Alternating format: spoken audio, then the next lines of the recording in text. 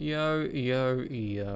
I thought we'd be doing fucking Elden Ring Night Rain tonight, but whatever. Whatever, dude. I don't know if the taste I'm tasting is from the pan or if it's from the snags I made. Because it's a very like off-putting taste. I don't like it. Anyways, we watched the Backrooms today. There's a lot of movies I want to see before I leave, so I don't know what I'm going to be fucking seeing.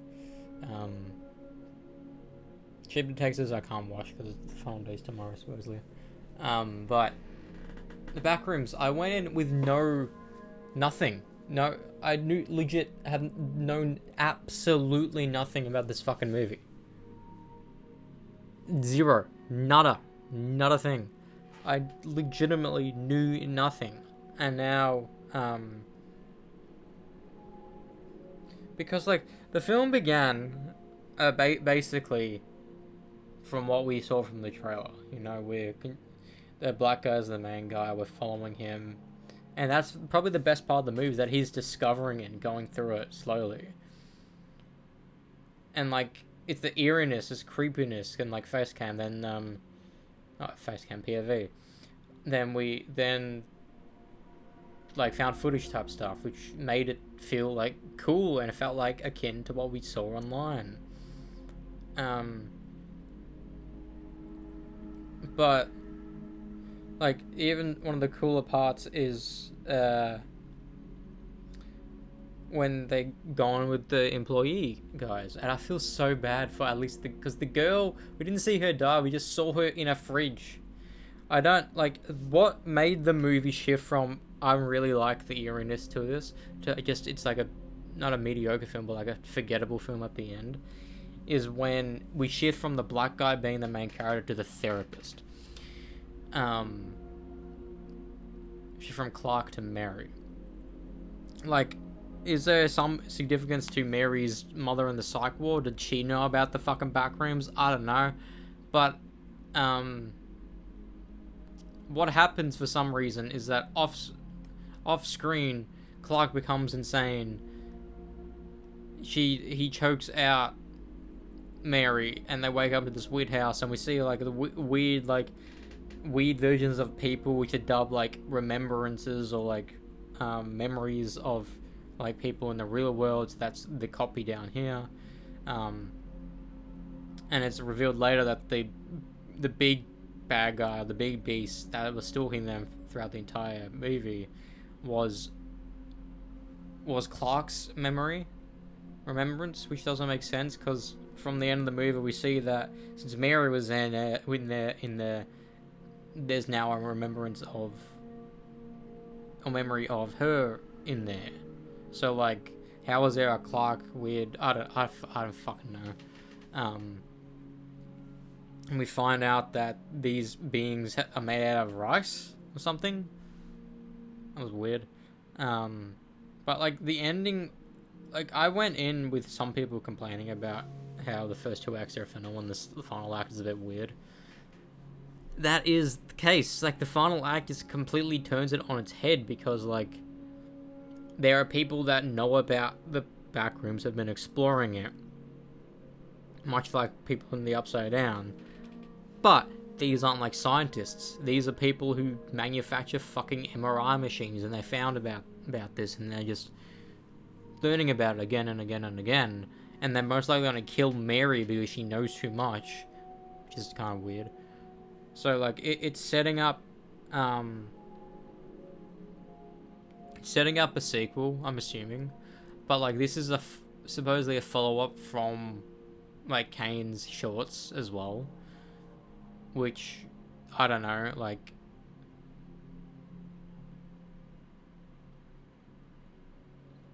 I kind of would have preferred if the entire movie was about just trying to survive or escape. I don't like that he became a weird guy, because he just died. He basically died off screen to save the budget, to say, like, I don't know, I don't like that. Like, sure, him becoming crazy, sure, but have him dying buy his weird copy.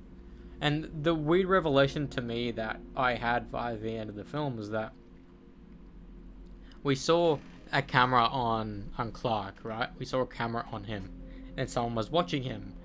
Then we saw the person who was watching him at home watching TV with their family, and we saw an ad for the pirate furniture store, and he stops in his tracks, and everyone's like, "Oh, he recognizes Clark," but no, it's not that. In retrospect, he recognizes the monster that's in the backrooms, because the monster that's in the backrooms is a tall fucking pirate that looks like Clark. That's the revelation. If you look back at that scene, that's why he's like, oh fuck. Because he had the immediate thought, like, the person I just saw in there is the monster, basically. But other than that, like, the boyfriend died for some reason. The girl died. Like, there's been 3 horror movies now where a pretty girl dies for no fucking reason. Sarah in The Obsession. Fucking this chick in Backrooms. And that one chick in Five Nights at Freddy's. She had the worst death ever in Five Nights at Freddy's in the movies. Terrifying. Her death was terrifying. People were surprised it still has a PG-13 rating with that fucking, like, chop off half the body. Terrifying.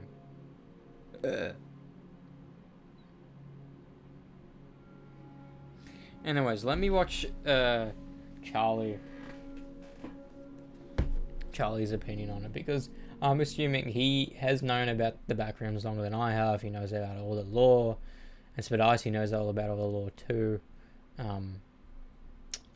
Hopefully there's no glitchiness tonight. I kind of still want to edit a video and record a video tonight. It's nearly 10.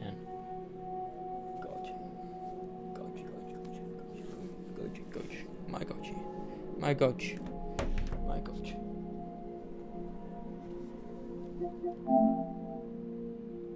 Oh, the boys.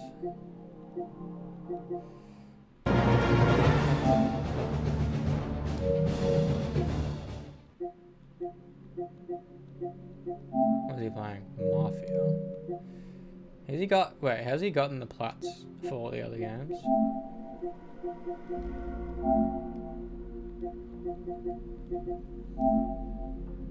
Or is he just playing story? Ah, I get it. He's just doing story. La la la la la la.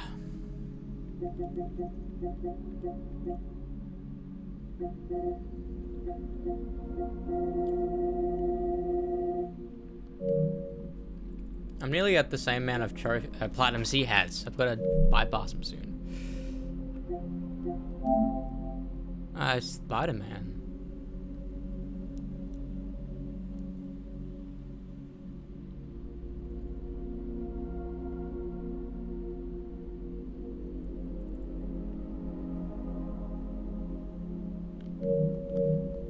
Let's see if the PS Plus games are out.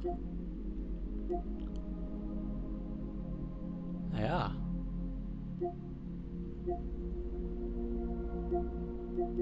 Hang on. A game I already had for PS Plus. I'm confused. I already had this.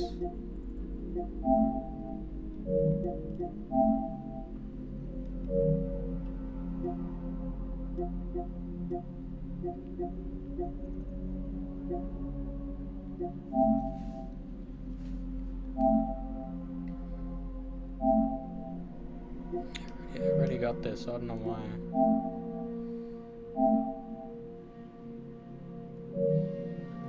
Oh, is my volume... Yeah, I was wondering why I was so loud.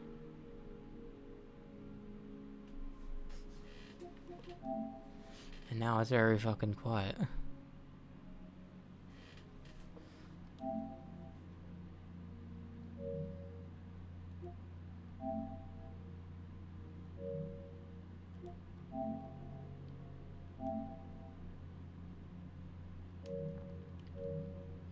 There hasn't been a decent monthly game recently.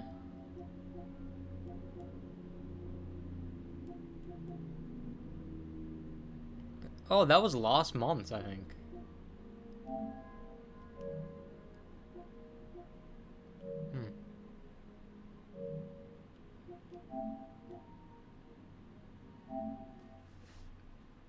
Let's watch Charlie's review of the Backrooms.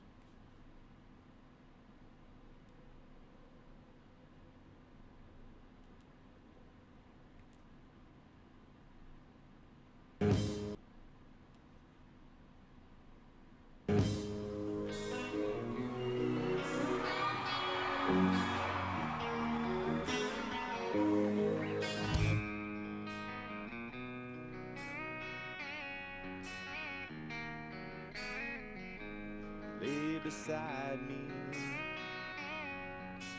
tell me what I've done. It's so weird that knowing how to say no to vaping. Bender. It was really stressful. He doesn't you know? need to use it, but In the end, I just said, "No, I'm good, thanks," and it was fine.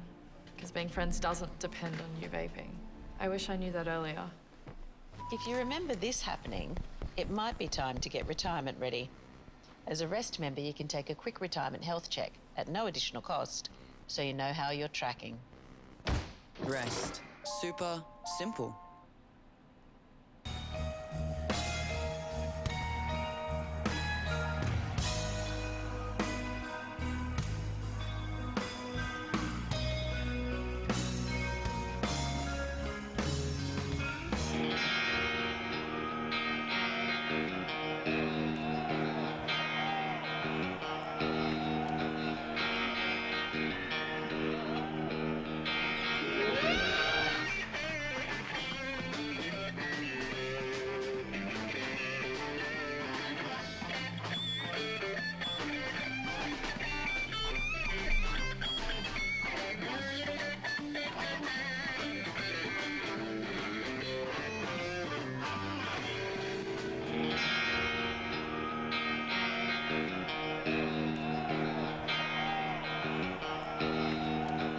weird shit.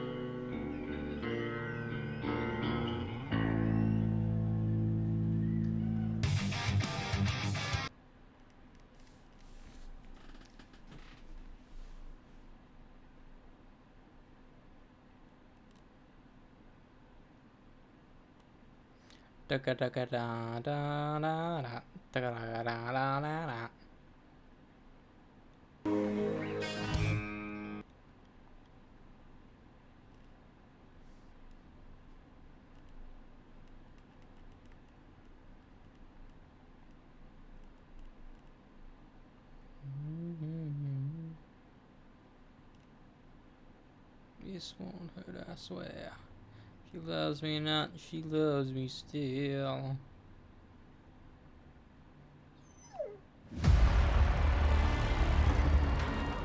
Another fucking dinosaur flick, apparently.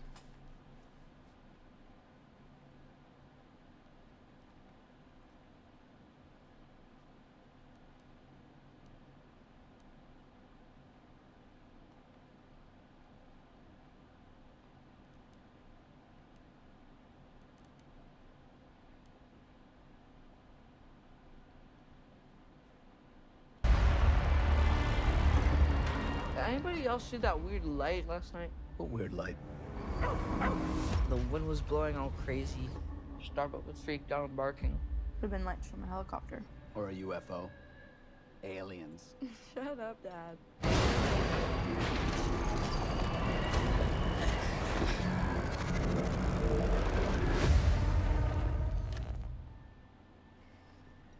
Water's not working.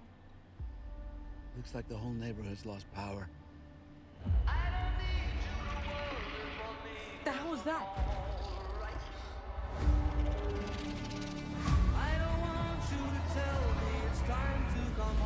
We can't leave. I think that our neighborhood, our house, our whole street has moved. How the hell is that even possible?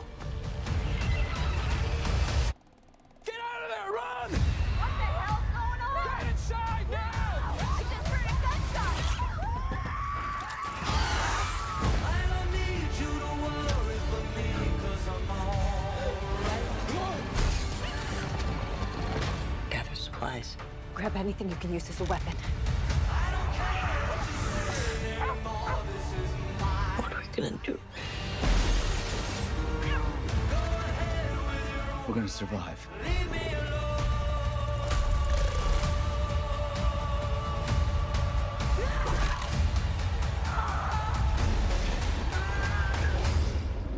God's not gonna let us die here.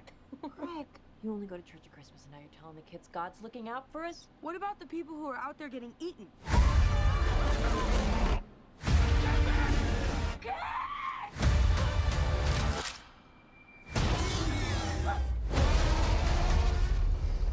That looks pretty cool. I don't need you to worry for me, 'cause I'm alright. When does it come out?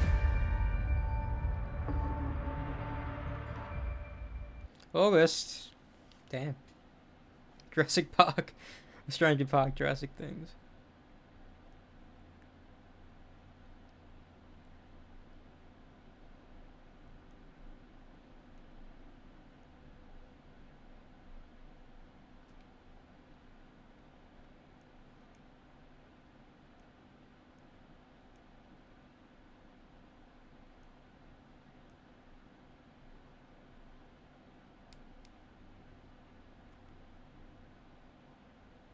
Hi everyone, my name is Charles, and I...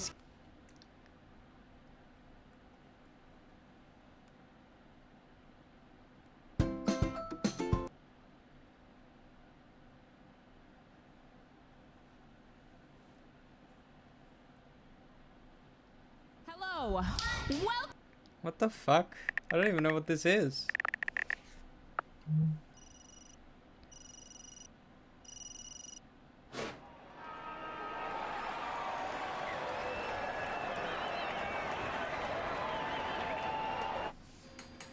Milton loves rocks, so he bought a .rocks domain name with Squarespace, so you can see his rocks and buy his rocks and sit on his rocks.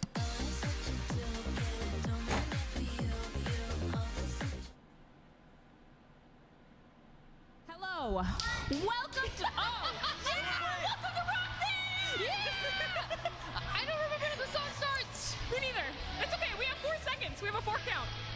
Crash, let's play it with me right now. He was a boy, she was a girl. Can I make it any more obvious?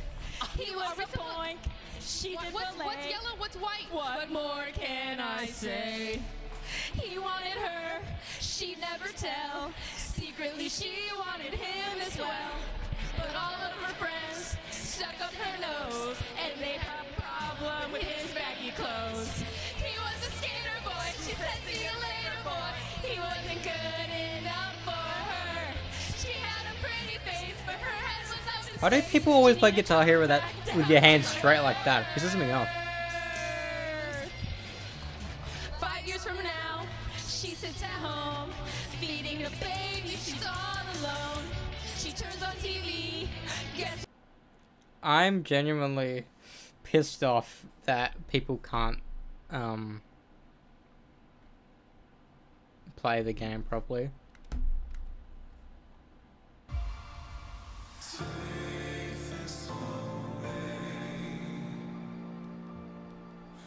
Why did I say it's Ibaraki? I was excited. No.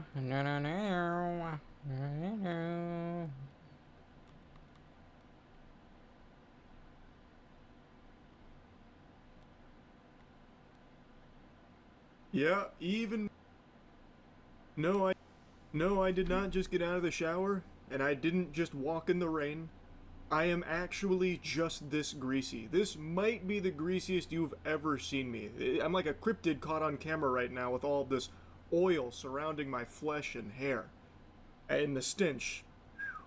PU, let me tell you, it's a Methodist that could make a warthog puke and die. But that's not what we're really here to talk about. I can go take a shower whenever I want. It's just, I've been grinding some Siege on the gaming channel, and I had a long 4-hour session after the gym. Grinding Siege, not a 4-hour session in the gym.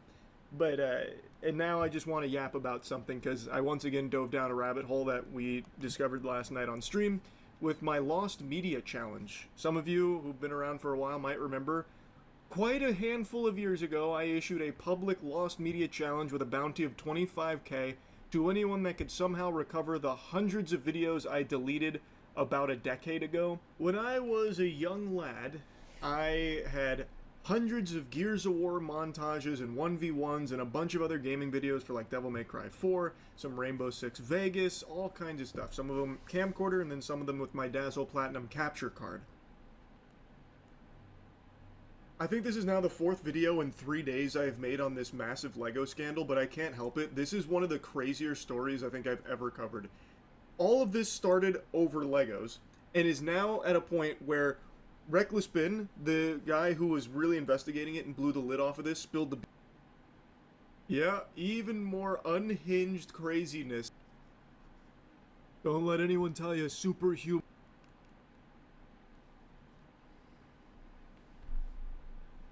Just got... Create chef quality meals at home using My Perfect Lamb Stock. There's a lot of potential in an NIB membership, which is probably why we've just been named We Money Digital Health Insurer of the Year. NIB, potentially amazing. Yeah, it was good. I'd even go as far as to call it really good. Alright, I'm gonna grab myself my Tim Tams, because I'm fucking hungry, and I want this weird taste out of my mouth.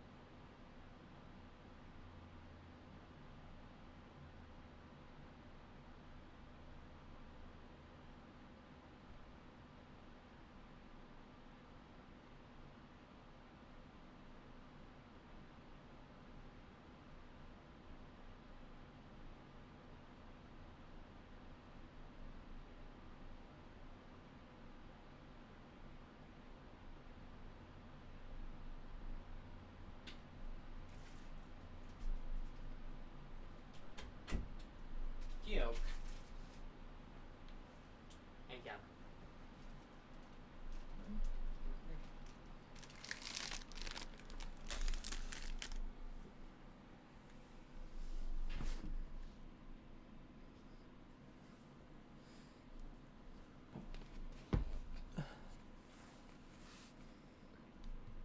And this is coming from a petite homunculus that doesn't even like the backrooms. I've always understood the appeal, I've just never personally found it scary or overly thought-provoking, and I've played oodles of backrooms games that are just some of the stinkiest slop you'll ever experience in Steam dumpster diving. So I'm not exactly like the biggest backrooms enthusiast, but I've always commended and appreciated the hard work that Kane Parsons has poured into it, and now he gets to see his vision on the big screen. And he turned a hater to a glazer. I had always bah-humbugged backrooms, but this movie I really enjoyed. Now, it's not without flaws, obviously, no movie's perfect, but damn, he really did step up to the plate and hit a fucking dinger. So anyway, let's get into the weeds of it. Order up, here's that yappy meal. So, we follow, for the most part, Clark. He is a store owner who's selling furniture, and he's gone through a lot, and he's seeing a therapist named Mary that's trying to help him work on himself to change. Also, as with all the reviews I do these days, well, almost all the reviews I do these days, I'm getting into spoilers. So here's your spoiler warning. Alright, and there it is.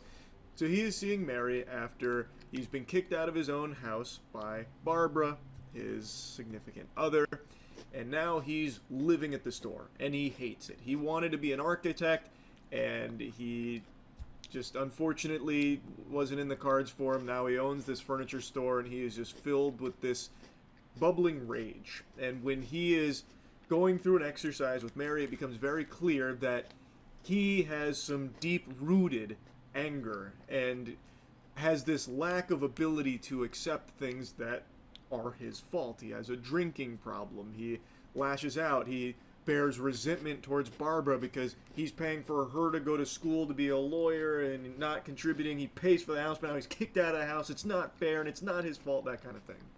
He's a pretty interesting character, and the acting in this film is, like, really good. That being said, there are times where the script just isn't super strong, so even though the acting is really solid, there are moments, and it's mainly towards, like, the second half of the film, where the dialogue just gets a little cattywampus, kind of gets weird and wacky, and I don't think it's, like, intentional. It just kind of, at times, doesn't hit the way I think it was supposed to. But it's not a huge issue because it was only a couple of lines that I thought kind of stumbled and fell a bit flat. It doesn't, like, ruin any scenes or any sequences or anything like that, but just something I wanted to make a mention of. For the most part, the writing and the acting are very, very strong. Anyway, though, Clark owns this furniture store, and it's been having some electrical issues, and he, one night, goes downstairs of the furniture store and is trying to solve it himself, but he's really upset. He's fucking flipping switches, and then he accidentally discovers that the wall near the breaker, he can phase right through it. Dude's fucking no-clipping here. He then goes through the other side here, and that's when we get our first glimpse of the back rooms. And it looks really cool on the big screen. A lot better than it looks in the fucking games that I've experienced. It goes on forever. It's got nonsensical architecture. It's nightmarish. It's just very unnerving being in the back rooms. And he's exploring, and he's trying to put it all together. What does it mean? What is this place? And then he starts to hear some footsteps. He gets scared. We don't see anything that's chasing him, but we know there's something there. We hear it. He starts to panic and freak out. He does eventually find his way back. And then he tries to tell his therapist, Mary, about it. She doesn't really believe him, but he's started mapping it out. He's drawn up the fucking blueprints of it.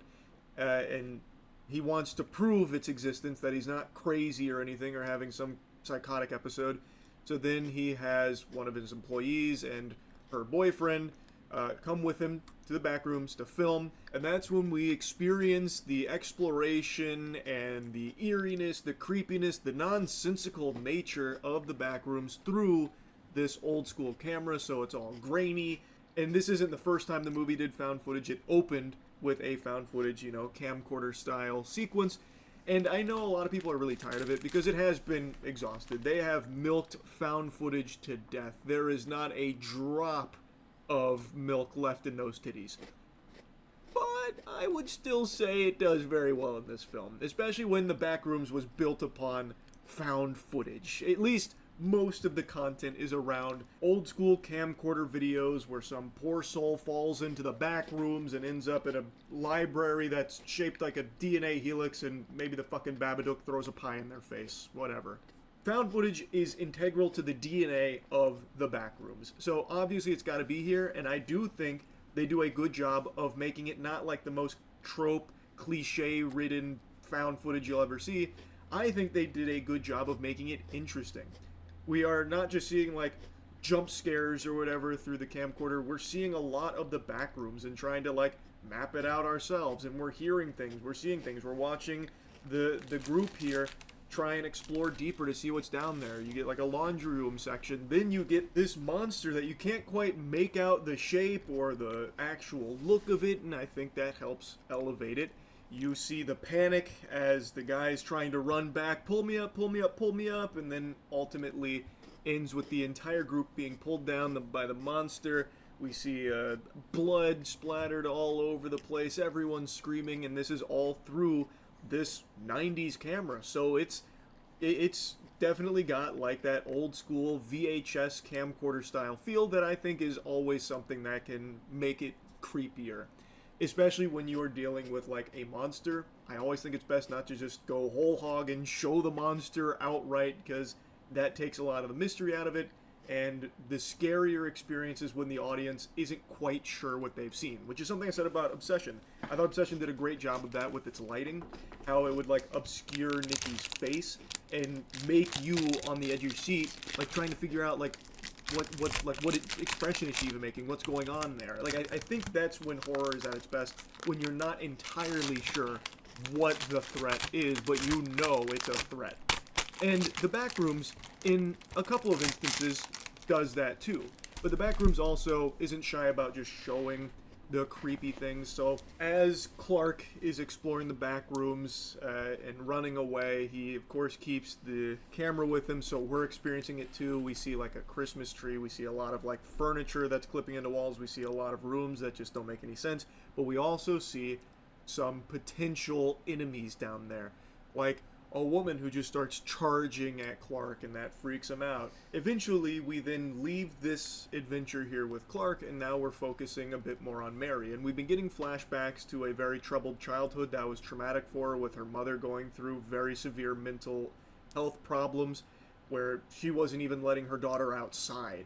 So she has been trapped inside as well, kind of like her own personal backrooms in a certain way. And that's something that I believe they were exploring, especially towards the end of the film. But anyway, the second half, well, not the second half, like the last like 30-ish minutes, we are spent with Mary, discovers the back rooms. Turns out Clark was right about everything. She meets Clark, and Clark has kind of lost his mind. He is unhinged, and we are now seeing that side of Clark that came out during the earlier therapy sessions, where that rage is coming out. He's angry at the world, and he takes no responsibility for where he is and how unhappy he is. So he ties her to a chair, and that's when he starts monologuing. And this is where I thought some of the dialogue got a little weak. Even though the acting was great, I think some of the dialogue just wasn't really hitting during this section. And this is also where the movie now just shows you all of the threats that we had only kind of caught glimpses of. In this scene, Clark has 3 humanoid people around him, but there's something very off about them. And they're very odd looking. He stabs one. He then starts like pulling the stuffing out of one of them's belly. He's like, the best part is you can eat them. And he plops stuffing on the plate. And it's goofy, but I believe that's self-aware. I think that was supposed to be humorous. A couple people in the auditorium were laughing at that. And I believe that's on purpose. So like, I actually thought that was really good. But by showing you like these creatures that we were fearful of going into it, it now takes the bite out of them when we see them again later. I think they've done a good job of making them look unnerving, that's for sure, but it's now no longer like scary because he's explaining exactly what they are. They're basically thoughtless, feelingless husks. They are copies, and the area they're in is a unexplainable phenomenon that remembers everything, places and people, and it copies them. Without rhyme or reason, things don't logically connect. The more it remembers, the less it gets right. So everything just looks off and doesn't make sense. And it's a really, really cool explanation for all of it, and the way Clark delivers it, I think, is great. Like, I actually was really captivated by that, and it was, I think, a very good, like, reveal of the back rooms to Mary here, as Clark has lost his mind. Clark, while explaining this weird, wacky world that they're in here in the back rooms, is also very threatening to Mary. He has a knife. He's got her tied to a chair, and it looks like he's going to kill her. He even goes up to one of the copies in there, the woman, and scalps her, cuts her hair off, takes the scalp and puts it on top of Mary as a wig, and then demands that they go through that exercise from the beginning of the film where he is being walked through his experience the night that Barbara kicked him out of the house with Mary, and now he is demanding that Mary play Barbara again. It's a very tense scene, and I think it works really well. But where I think it loses some of its luster is after Clark and Mary have their big exchange, and Clark is, starting to learn this is where he wants to be. Then we have the big giant bad guy from the beginning of the film, and that we've seen as a threat throughout, like, when Clark and his employee and her boyfriend were there. We see the big bad guy, and it's a version of Clark. It's a copy of Clark in his pirate getup that he used to advertise on TV for his furniture store. And I really think by showing you that just full front, it made it a little silly as opposed to scary, especially considering Clark then starts talking to it like it's an animal. Like, oh, don't worry, buddy. No, she said this is just how we are. It's how we're wired. And the scene, like, it is supposed to be, I believe, like a bit of an emotional beat, because Clark, for the first time in his life, finds a place that he feels he belongs and believes that, this is good. This was healthy. This is what it's making him happy. And now this copy of Clark that's giant, it's enormous, and it's like malicious. He is now talking to it like an animal, calmly, and then he gets picked. Also, fun fact, apparently, the person who played the pirate Clark is the dude who played the Offspring in Alien Romulus. The same tall guy. Insane. Up, he gets uppies, and then gets eaten. It was like that picture of, what was it, Saturn eating its young? What's that classic photo that's in every horror game ever? Where it's like biting into the guy. I'm pretty sure it's Saturn eating his young. But anyway, it's that, and then it ends up killing Clark, and then the rest of the movie is spent with Mary running away from giant pirate Clark. And the chase isn't bad. It goes through a lot of, like, other really creepy areas in the back rooms, and it is like a big threat here with this giant creature making a lot of very loud, spooky noises. But to me, I thought the movie was at its best when it was slowly building to things, gradually building tension and unnerving you, as opposed to now just kind of being like a nuts to butts chase. And that's not to say the whole chase is just like Scooby-Doo-esque or anything like that, because there are some tense moments in there, and it's, like I said, it's not like I disliked it, but I just really thought by keeping it more of like a mystery and keeping it more obscure on like what's even around and what's making it a threat, I thought that's when the film was at its best. And I really think the camcorder footage, the found footage, were some of the best sequences in the film. Now, admittedly, I do think there are some parts that maybe linger a little too long, especially when Clark first gets to the back rooms, where we'll see him walk down a long hallway, and we see every fucking agonizing step of that walk. And it's, obviously, he's in like a really weird location, and this hallway doesn't make a lot of sense. There's a lot of like noise now happening, so like I get why it'd be slow, but I just don't think we needed to see every single step there, because then it does feel like it dragged. And there are a couple instances of that, but not many. But what I'm saying is, I really do think the film was at its best when it was slowly building and slowly showing you things that you, as the viewer, weren't entirely sure what you saw. I thought that made it creepier. And it's not to say that I think by showing all of the, copies and, like, Pirate Clark, that it, like, took away from the film. I still think it worked really well in the context of it, especially when they're explaining what this place is. It's not even, like, necessarily an evil place. It is just this mysterious entity that is remembering and copying things, and it's just not copying them super well, so these things don't know how to act. They don't know how to think or what to do, so they just do things inexplicably. So, like, it still works. I just personally preferred when it was slower and, like, constantly keeping you on edge of what you're going to see next or what you thought you might have even seen in the last room. Anyway, I did like the back rooms. I thought it was very enjoyable. I had a good time with it. and I'm really excited for more of Kane Parsons' projects coming up. Like, I'm really excited to see what else he'll sink his teeth into, because I imagine this is going to be very successful. The fucking theater was packed, so like I'm assuming it's going to do extremely well in the box office, so he'll probably get more under his belt, and I'm excited to see what they are, because I think he did crush it with this. Anyway, that's really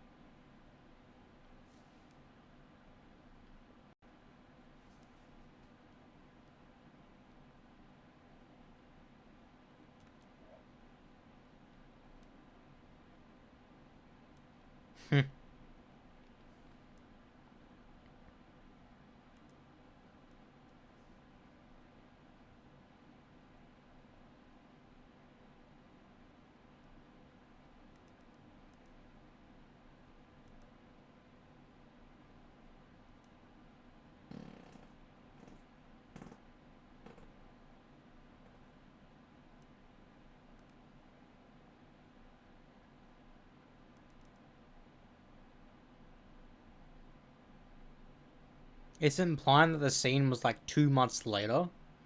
I did not get that. I thought it was like the same fucking day.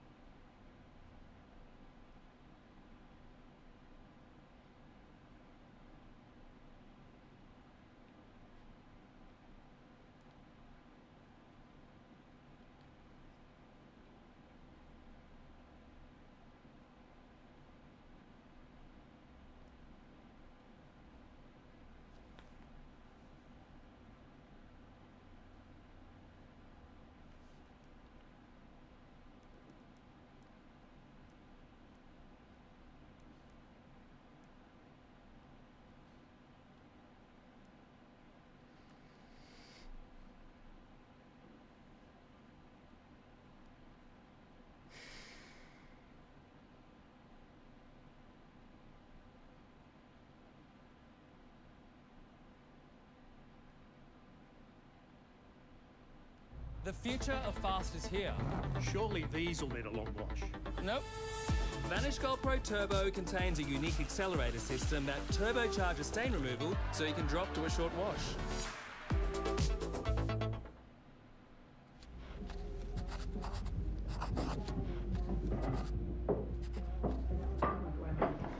Dinner time. There you go. Thank you.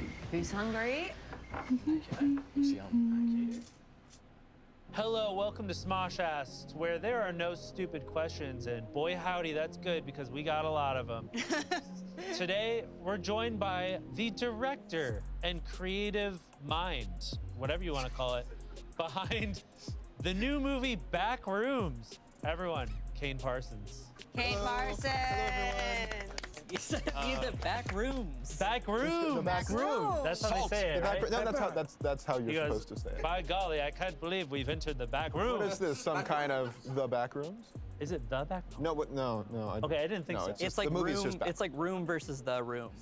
It's like Cheesecake Factory or the Cheesecake Factory. Don't you dare. Well, I don't know. Is it the Cheesecake Factory or Cheesecake I think Factory? it's the. It is the Cheesecake Factory. If you go to Cheesecake Factory, their menu is small. It's a different place. Kane, thanks for joining us.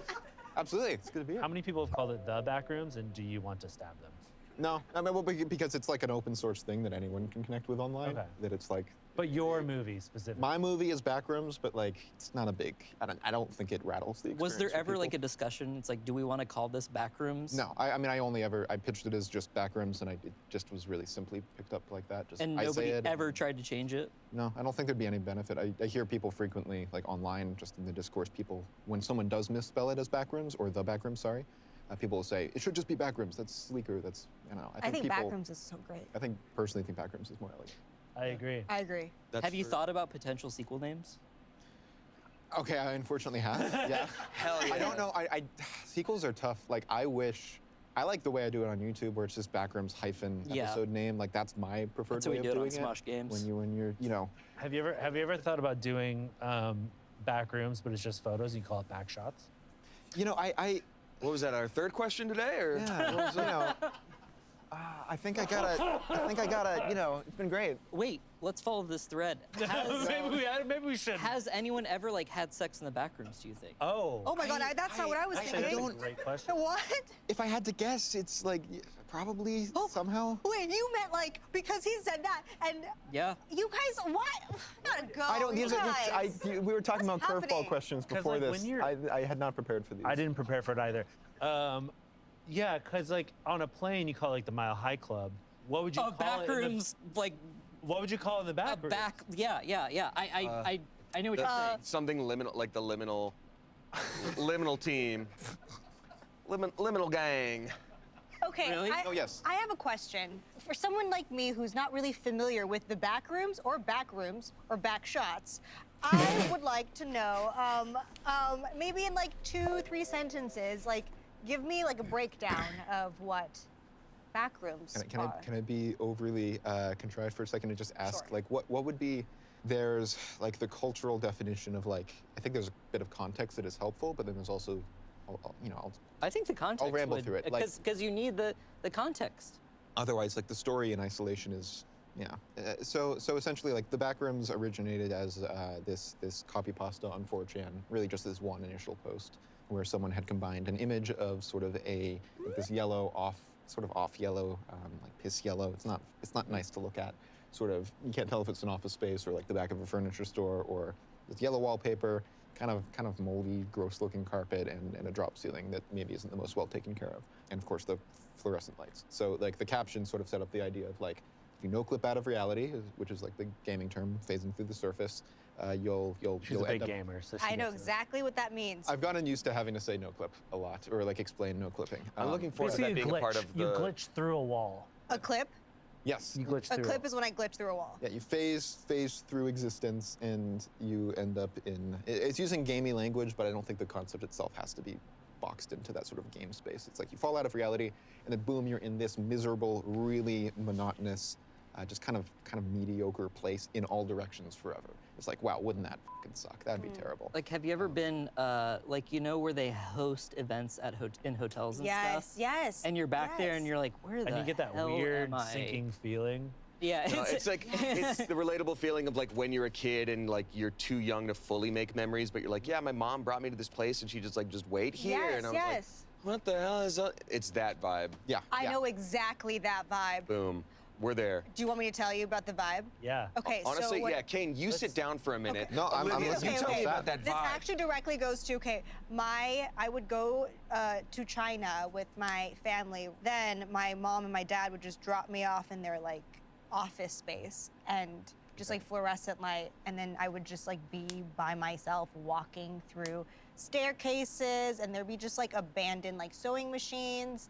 And but somehow like That's it. now This straight up sounds like a real. rethinking about it, it was kind of comforting. I don't know. Like I knew I wasn't like completely lost. But there like- weren't any people. No. There's no people. I don't know why. Maybe it was like the summer, like a holiday break for them. But I get it. Yeah, well, that's where it sort of started to spiral online. It was around 2019 that original. Well, it was 2019 that original post circulated as a meme. But then it started to obviously like scratch an itch for certain people, for most people, that sort of led into like the whole liminal space photography movement, if you want to call it that, in 2020, where it is what you were just describing. It's like largely dependent on or factoring in like these, you know, feelings that you had around you, like the relationship with the space in the world you lived in as a child, and how those memories have obviously sort of, you know, overemphasized certain details and de-emphasized others. So you kind of have like an empty world that no one else lives in anymore, that only exists in your brain. So there's a little bit of that. Like, I think a lot of the visual aesthetic language of backrooms and this liminal space, you know, it's a buzzword now. People misuse it all the time, but liminal space photography in general kind of has always trended towards stuff that replicates the look of like Digicam from like the late 90s, early 2000s, and a lot of these, you know, a lot of the stuff that like ranks highest in terms of like people who are celebrating these liminal space images tend to just even be like real estate listings on a website or something, just like front flash photography, broken white balance, and it's just not really intended to be like a meaningful thing, but suddenly you're like, wow, I had a profound relationship.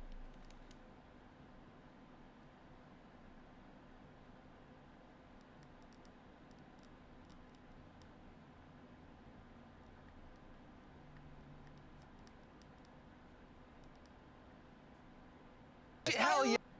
Alinta Energy is always looking for ways to give you more. So we've teamed up with Appliances Online and are giving away 50 $1,000 gift vouchers. We've got the TV's attention. Alinta Energy, that's true power. Hungry Jack's now has I don't get crispy this. cream donuts. I really don't understand delivered this. fresh daily. Like, looking at the Perfect store with a I was at, barista-made where the coffee, fuck would any the time of day. donuts even be? Now available at Hungry Jack's. From the day you start work, your super does too. One of these days, these fucking ads are gonna copyright strike me.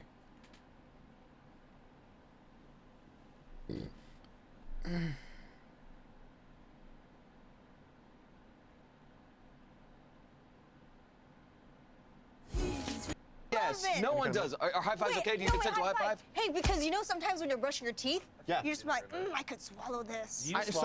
Some people hate that, but I do. People do talk about like, oh, it reminds me of toothpaste. I'm like, it's a totally It's people first of always all, say that. People it's always say that, and cold. they're so wrong. It's cold. It's such a foolish thing to say, and I judge people as people. Oh, and I'm gonna oust myself now. What black licorice? Anyone here? Love it. Yeah. Have you had like proper very like Scandinavian of you. Dutch like The salted ones? yeah? Oh that my shit god, is it's so crazy. good. Yeah. Can't stand Oh it. my gosh. Oh, you're uncultured.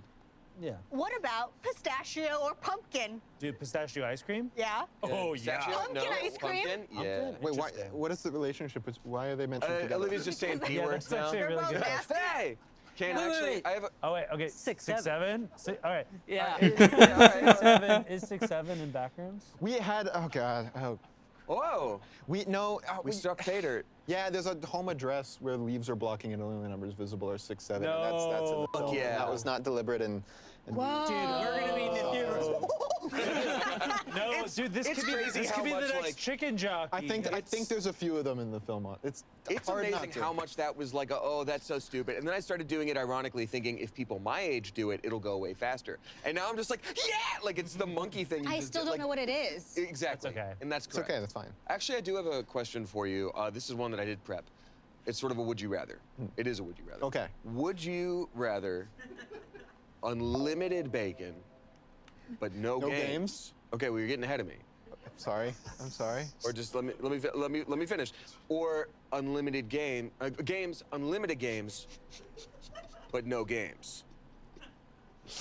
Now you know where I was gonna go with I know where you're going with that. Is do the you meme think? PS3 has no games or PS4 has no games? It's if PS4 PS5. has no games. It's PS5. But PS5 is the sequel to PS4 has no games. Spencer, I believe we have a question in the chamber, and I No, need... PS4. No one said PS4 has no games. PS4 had the most games. I'm gonna need this answer. Wait. Well, okay. Wait. I know. What's my answer supposed to be? The man in my voice is in my ear is not. The voice in my ear is not telling me what to respond with. Well, don't worry. I have another question for you. I need this answer first. Kane. Give me the question again. Okay. This is important. Would you rather unlimited bacon, but no games, or games, unlimited games, but no games? That was a different question, I think. I don't think you asked that. Games Unlimited, games but no games. Final Okay. answer. I like it. I respect that. This guy's good. I respect it. You know. Thank you. I think it's the smart choice. I think it's the You know the I meme? It's appreciate like, get A24 on the horn? It's like, you did that IRL. Yeah, you really did. Yeah, working with them's been cool. Yeah. It's been pretty cool. Are you the youngest A24 director? I don't count. People say it. I think you are. What do you mean you don't count it? No, I mean like I don't check. Oh, okay. Oh. Yeah, because I don't think I don't think Robert Eggers was viral at 16. Robert Eggers I was think 14 when he made technically, The Ditch. No, he wasn't. Yeah, he was. No, he was. Yeah, he was. What? You ever heard of Boss Baby? Lighthouse This at is him now. Lighthouse Yeah. at 17. Okay, see, I'm so gullible. Like, Robert Eggers was These were all 14 YouTube maybe. series. All of these were YouTube series. Poor Olivia, bro. Olivia's so fucking hilarious. She's probably my, like, Welcome to Jonah. like, Let's go see how oh, Jonah Shane likes and yoga's Courtney made. are like Fresh milk goes the into our OGs for special pots. Then with a little time and care, we create the cast. I really uniquely like thick and Olivia. delicious yogurt. Every Like time our she's Jonah on screen, I sweet and like creamy it, Greek because she's style really on yogurt. it. This is one crazy ride. We need to get back to what matters, making money. Expect the unexpected. How many times do I have to teach you that lesson? I wasn't some superstar whiz in chemistry mastering the periodic table, but I got very familiar with the element of surprise. You can probably tell I'm in a bit of a silly, goofy mood, but I am going to be yapping about something that I couldn't help but dive into the cesspool on, and that is the Backrooms hate bandwagon versus the Obsession Glaze carriage. This shit is like Team Edward versus Team Jacob for horror movies right now. I was going to say horror movie fans, but I think a lot of the people weighing in on this have maybe never seen a movie in their life until this week or last week. It is so degenerate and just absolutely atrocious that I can't help but weigh in on it. So, most of you know, Obsession is my favorite movie of the year so far. I made a whole video just gushing grannies over it. I think it is an absolute home run. I loved every fucking scene in that film. And last night I saw The Backrooms and I made a video on that, and I liked it. I thought it was a good movie and at times even a really good film. It had quite a few problems, mostly like in the second half of the film, but overall I enjoyed the film and I think it's a very solid film. However, film Twitter, and I can't even call them film Twitter because, like I said, I feel like most of them probably haven't seen a moving picture outside of TikTok before, but a lot of people that are weighing in on The Backrooms right now because maybe they saw an advertisement for it and just wanted to be part of the crew, part of the ship because it was slated to be like one of the biggest movies so far this year. They went and saw it and then were disappointed and they were saying, it's the worst movie I've ever seen. It's completely unwatchable trash, that kind of thing. And I'm not exaggerating. Tweets like this are more common than the cold right now. I blurred out the account here, but this is an account with 300-something thousand followers and it's always blue check marks, so I guess there's always the chance that it's for engagement farming.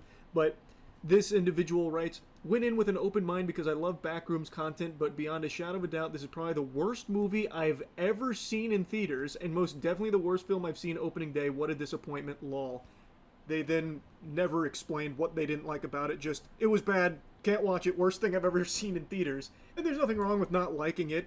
I think that's totally fine, and I understand some people that are actually giving, like, a real perspective on it. But the bulk of it is just stuff like this. Oh, it's the worst thing ever made, actually. Which is just a sign of the times we live in where something is either the best thing ever made or the worst thing ever made. There is no longer any in between. You either have to worship it and suck the fucking piss out of its balls, or you have to at all times be pooping and farting on it. It is just the worst thing ever made. There is no nuance left. I just find it so fascinating, if they're being truthful, that this actually is the worst movie they've seen. That means they've seen maybe like 4 movies in their entire fucking life. That's the only way that's possible, because objectively, this is far from even the worst movie of the last month. Like, this is, no matter how you spin it, even if you didn't like it, which again is totally fine, there are things to not like about it, there have been significantly worse movies that have come out in just the last 2 weeks. Now, of course, maybe they didn't see them, but that's why I find it so interesting, because even the big films that have come out this year, I think a good handful are worse than The Backrooms, no matter how you spin it. Like, this is probably someone that maybe just goes and sees every Marvel movie ever and just blue screens in their brain for the jingling keys. I guess that's possible. Like, I have no idea, but they preface it by saying they love Backrooms content. I just think that's a liar, liar, pants on fire moment right there, because the movie is just, I think, a more fleshed out version of the Backrooms content. And keep in mind, I'm someone that doesn't like the Backrooms. I'm a D1 hater on Backrooms. I'd find extra hours in the day just to make jokes about the Backrooms. Even though I always appreciated the work that Kane Parsons put into it, I just never got into it. And I played so many of the games as a fucking meme because the games are such dog shit. And yet I ended up liking this film because I thought it did what the other content failed to do for me, which is get me invested in it, make me care, and actually show me some interesting things that I thought were pretty different from the normal horror slop that I watch. And I watch like every horror movie ever made. So I was pretty satisfied with it. So I was really confused about this perspective because it isn't like a small number of people. In fact, its Rotten Tomatoes score is right now in the 70%, which isn't bad, but let's keep in mind fucking Five Nights at Freddy's and Five Nights at Freddy's 2, the super sequel Stinkerooski, both have Rotten Tomatoes audience scores in the 80s. And this is why I think Rotten Tomatoes audience scores are actually significantly worse than critic scores in a lot of instances, because half the audience just seems to be legitimately fucking lobotomized. These two films are like cinematic hemorrhoids. And it's totally fine to like go in there and have fun. Like if you just want to turn your brain off and just point at the screen, I get that reference, and just glup shitto out, oh, Bite of 86, oh, that kind of stuff. There's no shame in that. But they're not good movies by any means. They are the most, like, by the numbers, cash grab slop shit to capitalize off of a rabid fandom. It still does just flabbergast me that those two films are as positively received as they are, but it really shouldn't shock me when things like AI Fruit Love Island were some of the most popular videos on TikTok for months of people like really heavily engaging with that garbage. So like, I guess of course it shouldn't be a surprise that things like Five Nights at Freddy's 1 and 2 also really hit with that crowd, but still, come on. And yet they have a much higher score with the audience than the Backrooms does, a movie that actually tries, and I do think succeeds in doing something different. So why is that? Especially when we look at something like Obsession, which right now is a huge, home run with critics and the audience alike. It has been going ballistic in the box office, and the word of mouth is the strongest I've ever seen for a movie in the modern age, where week over week it keeps growing, which is unprecedented. It's now over $100 million in the box office off a sub-million dollar budget. It's become a phenomenon, and now people are addicted to comparing Obsession to the Backrooms, and like trying to constantly put down. I don't get why would you compare the two, because they're completely different, two different types of movies, like the Backrooms has been around for a while, so people know it, but like it's like essentially comparing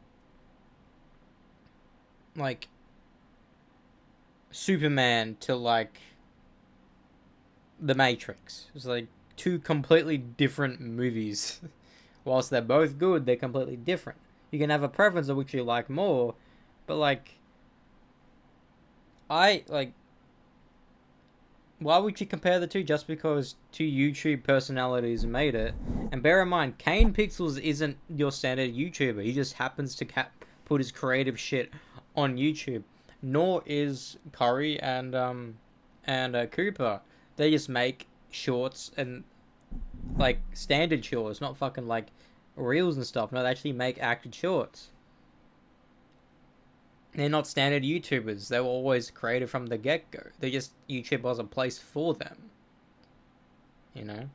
A standard YouTuber is, let's say, Charlie, or like a Spidicy, where they just do whatever on their channels. And not really the same thing again and again and again. On the Backrooms because it's not Obsession. It's become like actual fucking sports teams now to these audience members that are fucking out there on the front lines in the trenches fighting here for no reason, because I don't think in any world is Obsession comparable to the Backrooms. They are entirely different kinds of horror films, but people can't help it, and it got me really like hooked, I got addicted like it was fucking heroin to reading these absolute mind-numbing takes, and it became painfully clear why Obsession worked even with the modern audience zombie. And it became very obvious what the Chemical X was for Obsession. Obsession, I think, is just an extraordinary movie, but there was one thing about it that really worked well with the audience, and that is, it's simple. You don't have to actually think or really directly engage with what the film is showing you. It's very simple, and in my review, I pointed that out too. The storyline for Obsession, the plot, is actually something that we've seen tons of times. Even in something like The Fairly Odd Parents with Timmy and Trixie, where he makes the wish about them being the last two people on Earth, so Trixie will fall in love with him. it is a storyline you've already seen before. So you don't actually get challenged to actually think of anything, you know, deeper, and the messaging that the film wants to deliver isn't subtle. So anyone can pick up on it and feel like this sense of pride and accomplishment, like it's a fucking EA game here, I guess, that they were able to see the message. And that is not a knock on Obsession at all, because it's by design, and I think it's very smart. And it's something I pointed out in my review. It is simple, and it uses this very simple formula to really wow. The execution is unlike most horror films out there. It is a fucking masterpiece in the way that it builds its tension, the way that it unnerves the audience, the way that it's not afraid to sit on something cringe and uncomfortable and just really make you squirm. But you see, Darman fam, I don't think anyone would consider Obsession a slow film. It's not afraid to be slow in certain scenes to really get some juice for the squeeze there and like the creepiness and the eeriness, but the film itself is always moving and something is always happening to be startling or scary or just like, you know, that kind of feeling. The Backrooms is slow. By design, it is a slow film. And it's very clear people don't want to engage super deeply with what they're seeing on the screen. The biggest complaint is that the Backrooms is boring. That they don't like that characters are just exploring without like gore and without like a ton of jump scares and without like a ton of monsters or anything like that. So they're calling it like a snooze fest for that it's too slow and saying things that make it pretty clear they weren't paying attention, where they're pointing out like they don't even say what happened to Clark was one of the complaints I saw, even though it literally shows you what happened to Clark, by the way. So you had already zoned out, you completely checked out, you're probably on your phone. So people just don't want to engage too thoroughly with what they're watching. So a movie like The Backrooms being slower is going to be divisive to a modern audience. So even something like Five Nights at Freddy's isn't that divisive because people just want to go in there and get the stimulation. And Five Nights at Freddy's is always doing something. There's always something happening on screen. And all of it, the whole kit and caboodle, is bad. But it doesn't matter because it's there. The only good thing about the Five Nights at Freddy's movies are the animatronics, the actual work they did bringing those to life on the screen. It, like, practically, I think is very impressive. But the films themselves are fucking really not good. But the thing is, it is faster paced. So people are having more fun with that than something like The Backrooms, where things aren't always happening. There are a lot of scenes where characters are just traversing this weird, odd landscape. And there are some deeper messages in there that aren't spoon-fed to you, especially towards the end of the film. Even though the film does also spoon-feed a lot to you as well, but people didn't even bother to engage with that much, which I found very odd too. But yeah, the core of it, with all these complaints and a lot of the takes I've seen, it all ties into it's too slow for the modern audience. And there are very real complaints. Again, I want to make it clear, I totally understand why people also would find other things to not like about it. It's not a perfect film by any means, and it's something I highlighted too. But the hate bandwagon seems to be just this avalanche now. It was a snowball that's turned into an avalanche where now it's cool to hate on it. That's like the trendy thing. That's like the socially acceptable take to have on it. And its big crime was that it was slow. Thus, slow equals boring. Which I think is a real shame. And I think there's a real criticism there because, as I said in my review, there are quite a few scenes that do drag. You don't need to see them go through every single fee-fi-fo-fum down a hallway. You could definitely speed those kind of shots up.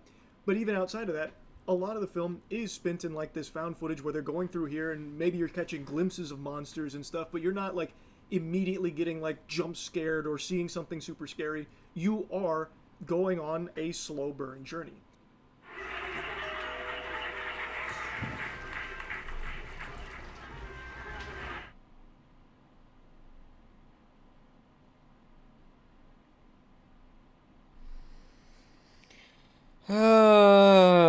Ba.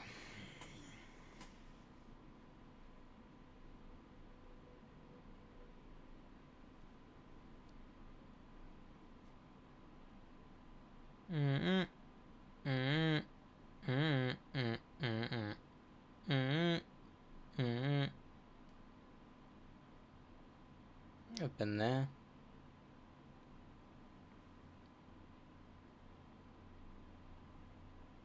That's right. Yeah. Wednesday, the 10th of June. That's fucking next week. That's an incredible price for a Suzuki Ignis. Suzuki. And I actually went through and checked some other slow horror films like Hereditary, which is actually one of my favorite films ever made. It has an audience score even lower than The Backrooms at 72%. I think that movie's a masterpiece, but the thing about Hereditary, it's a slow burn.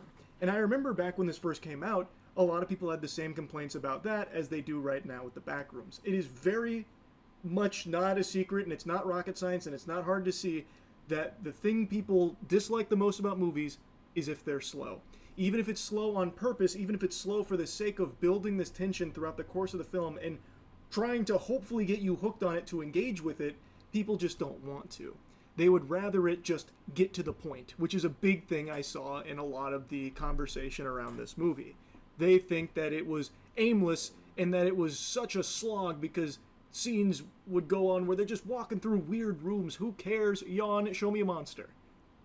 And I think that's kind of a shame. And I'm not coming in here sirens blazing as the fun police. If you didn't like the movie, you didn't like the movie. And again, that's totally fine. I just really do think it's sad that we've reached this point where a lot of people just can't sit still. And I know this has been like a big, yapping point for a while now with like TikTok brain and the attention spans and all of that. But I think it's pretty evident that people don't even really want to change that. They really do just want everything instant gratification. They want all of it immediately. They would rather go into a horror film and it's just jump scares right away, or it's just really moving super fast right away. They don't want to slowly get there. And I think that they really miss out on what kind of rewarding experience can come from a product that doesn't just instantly give you the beans. Some of my favorite movies, shows, and games are slower. And I think there's a lot of special art in there. And if we reach a point where a lot of the big movies that come out are really afraid to be slow, we're basically just going to keep getting things like fucking Five Nights at Freddy's where it's TikTok content on the silver screen. And I think that's kind of bleak. I'd rather see more horror films like The Backrooms than Passenger or The Conjuring or Five Nights at Freddy's. I'd rather 100 more movies like Backrooms than even 10 more of those. Just fucking generic slop. Anyway, this was just something that I really couldn't help but just blabber about as I was reading all of these takes about how The Backrooms is the worst movie ever because it's slow. It's slow. They ruined it. Which I find very odd because Backrooms is slow. Even like the content on YouTube isn't exactly the most nuts to butts action-packed monsters out the wazoo either. And the games super duper aren't that. They are really, really, really agonizingly boring. And in most of those games, nothing happens until the last 2 minutes where you get a jump scare. So the games are even slower, and somehow people like those games but didn't like this movie. The movie moved faster than the games. But anyway, I'll stop yapping about it. Point is, the reason I believe that The Backrooms is right now just getting dogpiled is because people just don't really want things that don't instantly give them what they're expecting, which in horror movies is scares. The Backrooms builds up to it, work towards it, and I think it does a good job. I enjoyed it. It has its problems, sure, but I thought it tried to do something different than most big budget horror movies that we see, and I appreciated that, and I had a good time with it. Yes, Obsession I think is an absolute masterpiece. It is still my favorite movie of the year, but it is not comparable to The Backrooms. These are totally separate films, and I think comparing them does absolutely nothing except lead to hostility over apples to oranges. Pretty fucking stupid. Anyway, that's really about it.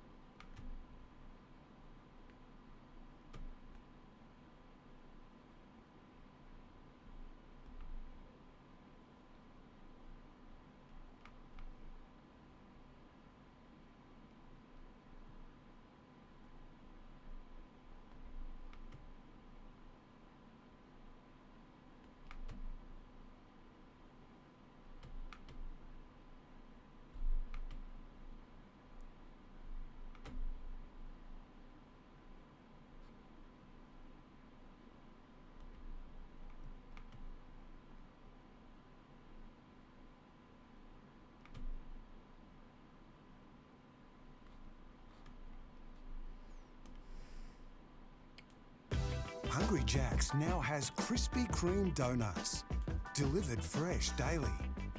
Perfect with a barista-made coffee, any time of day. Now available at Hungry Jack's.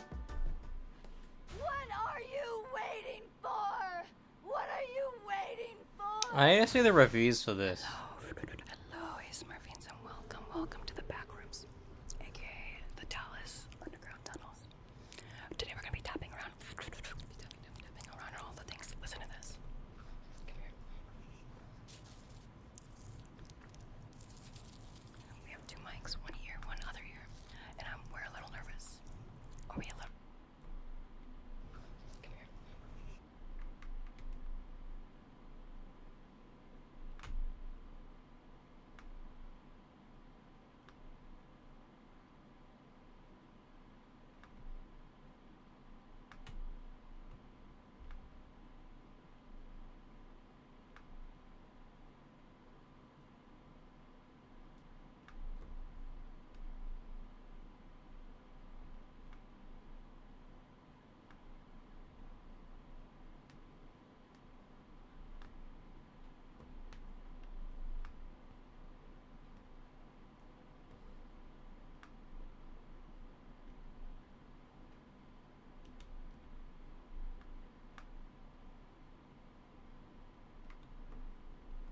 Food?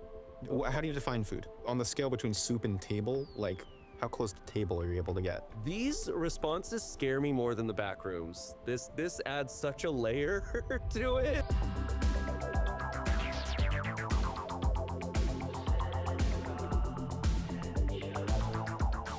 Hi, I'm Shane Topp. You might know me from Smosh or my 2-minute appearance on the hit Nickelodeon series iCarly. Today, I am joined by Kane Parsons, creator of the hit internet horror series, The Backrooms. Kane, thank you for joining me today. Thank you so much for having me, Shane. It's an honor. Thank you. So what is The Backrooms and how did you popularize it? So, the Backrooms originated essentially as sort of the combination of 2 4chan posts.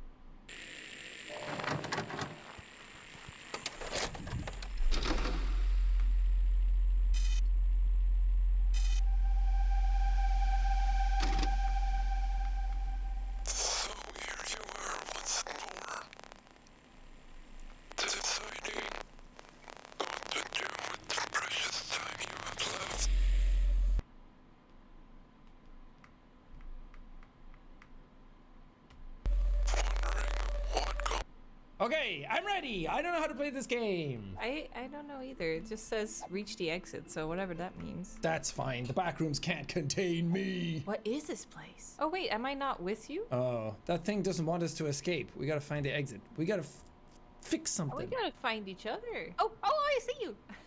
Hey! Oh, we escaped the backrooms together. Dude, your drippy swag is off the fucking chain. Give us a twirl. Do you love my yellow's the new season? Wow, yellow on yellow. You are camouflaged. Yeah, we're just blending in with the background. All right, where are we going? I mean, it's the backrooms. Is there really any system to it? I'm in the backrooms and I gotta shit. What do we do? Oh, we can't run very far. You better hope you find a toilet. I'll shit in the hazmat. We'll try and find the pool room. It's a hazmat suit. You won't smell anything. I will poison myself though. Ignore the brown stain. We can't get split up though. We gotta stick together. Oh, there's a door here. Oh, I tried to open it with E, but it just makes you lean. How'd you do that? Could you hear that? Yeah. Anyways, I need. I would fucking spend hours just watching YouTube right now, but I wanna do videos. Edit the videos.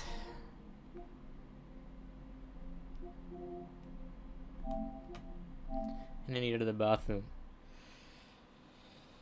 Did it? Is she online or not?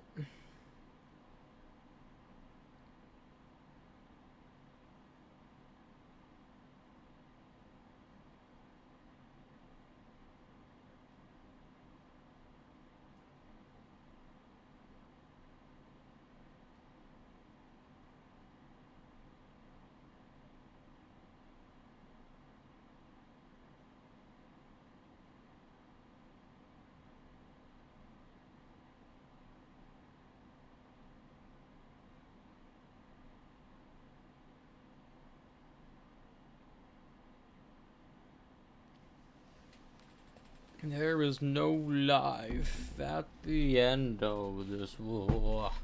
Eternally. Da, da, da. Da, da, da, da, da, da, da, da.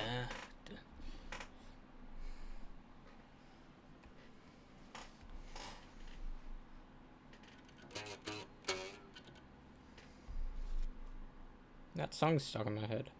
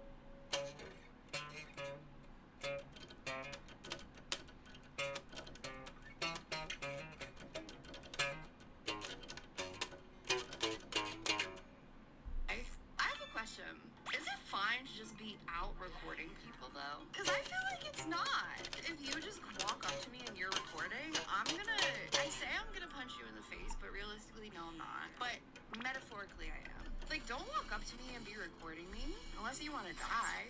I have a question. Is it fine to just...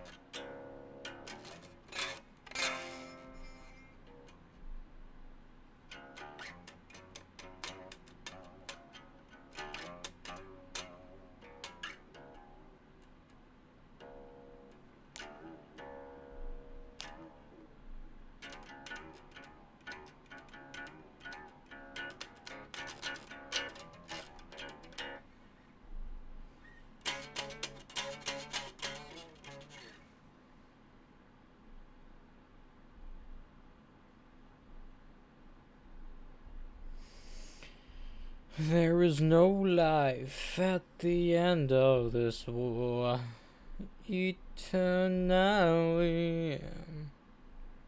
Not admit nothing.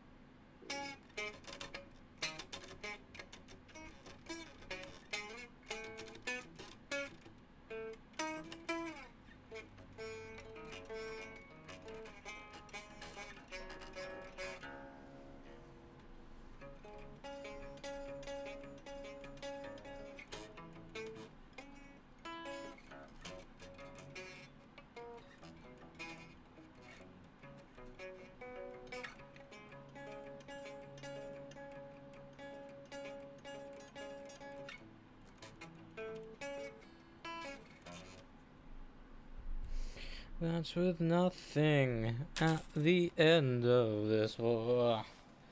Eternally. See you later.